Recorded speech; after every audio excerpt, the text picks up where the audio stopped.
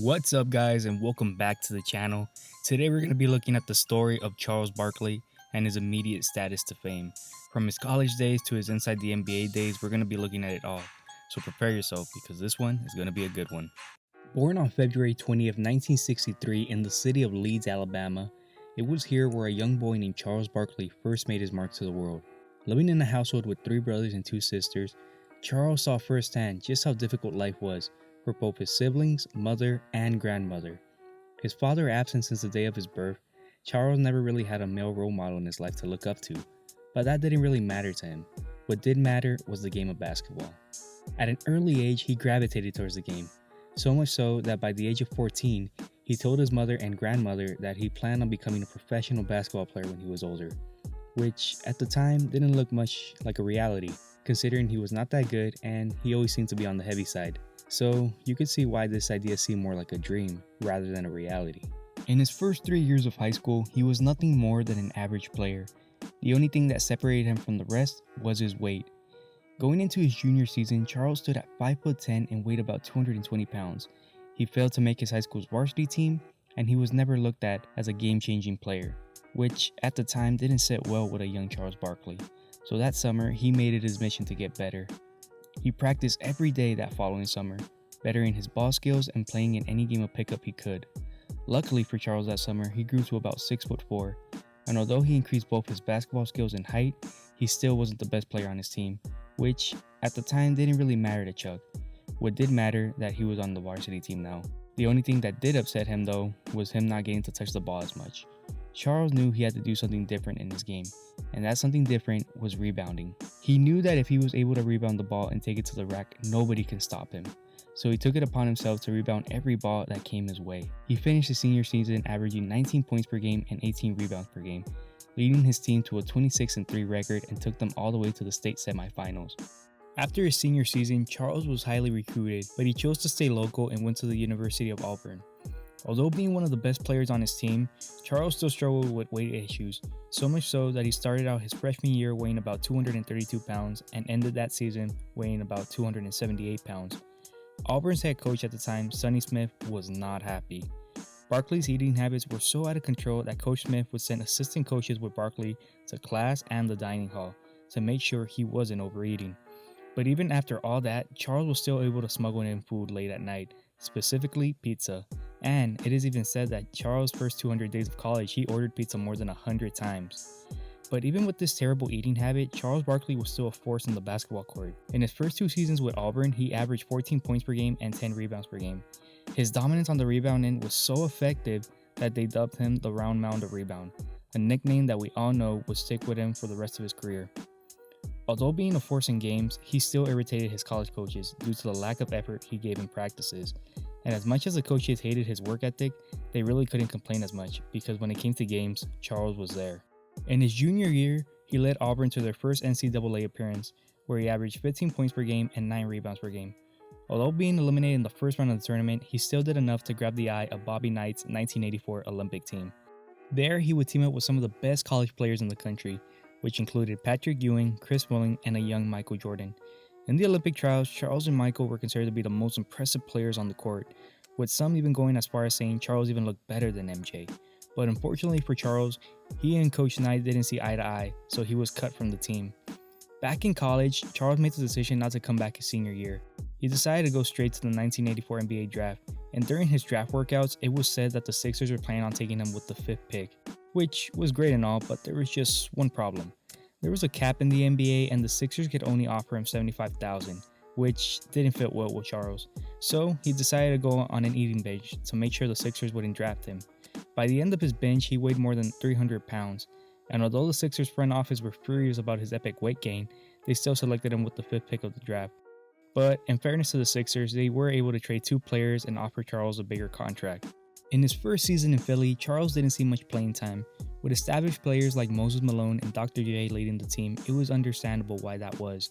But that didn't sit well again with Charles Barkley.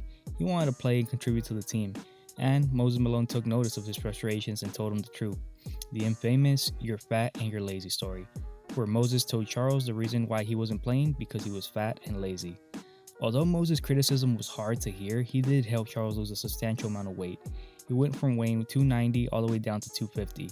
By his second year in the league, Charles went from bench player to crucial player on the team, averaging 20 points per game and 13 rebounds per game. He was once again a force to be reckoned with. Nobody could stop him, he was that dominant. And this amazing form continued to 1992, where he was selected for the 1992 Team USA Olympic team, where he joined players like Michael Jordan, Magic Johnson, Larry Bird, and Scottie Pippen, to name a few. The infamous Dream Team that took the Olympics by storm, dominating any team that came their way, with Charles being a huge catalyst for their dominance, helping Team USA win the gold with ease. And although achieving so much individual success, Charles was still not happy. Yeah, winning the gold and various other honors like all NBA teams and all-star selections are great and all, but what Chuck desired most was an NBA championship. But there was just one problem: his team.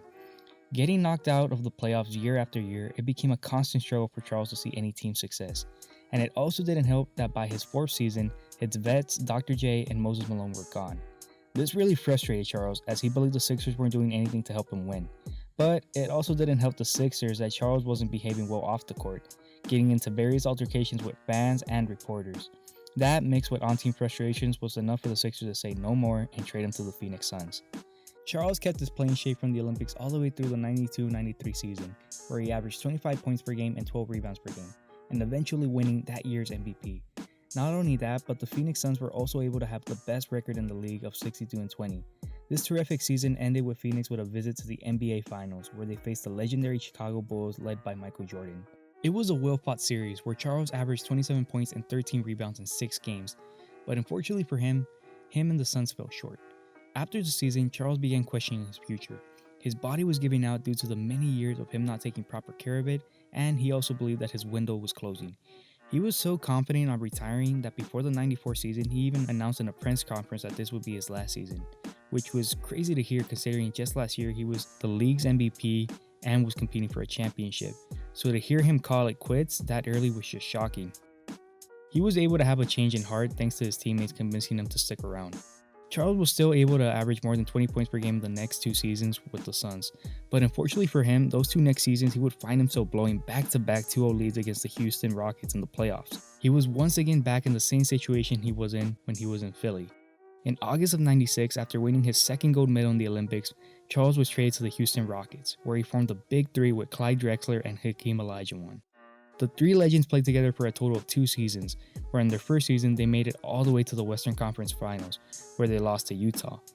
In their second season together, they were haunted by injuries, which resulted with Drexler retiring after that season. However, the Rockets were able to make some moves and acquire 6-time NBA champ Scottie Pippen to replace him. But after just 1 season, Pippen decided to leave the Rockets and go join Portland. Charles was not happy. Not only was he mad for Scottie leaving, he was also mad due to him giving up money in order to bring him in.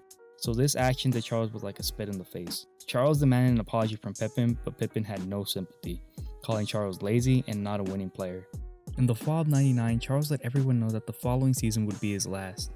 But his farewell season was cut short when rupturing his quadruple tendon in the game against Philly in December. Refusing to allow this injury to be the last image of his career, Barkley returned after 4 months for the final game of the season, where they faced the Vancouver Grizzlies. Barkley was able to check in the game and score a memorable putback basket. It was the only basket Barkley scored all night, but it was surely a memorable one. After the game, Barkley immediately retired and concluded his 16-year Hall of Fame career. After his playing time, Charles got into TV and became an instant regular on TNT's Inside the NBA, where he still is today. Since Chuck's arrival to Turner, Inside the NBA has become one of the most legendary shows in America, winning countless awards and pushing the barrier when it comes to talking about basketball. And Charles Barkley has played a huge part on that. With his hilarious takes and not giving an F attitude, he's simply been a key catalyst to the show, simply a legend when it comes to television. With Charles' contract approaching its final year, he has said he plans to retire from television and live out his final years traveling and spending time with his family. A true legend that will never be forgotten. Charles Barkley proves that you don't need a championship to forever be remembered as one of the greats in the basketball world.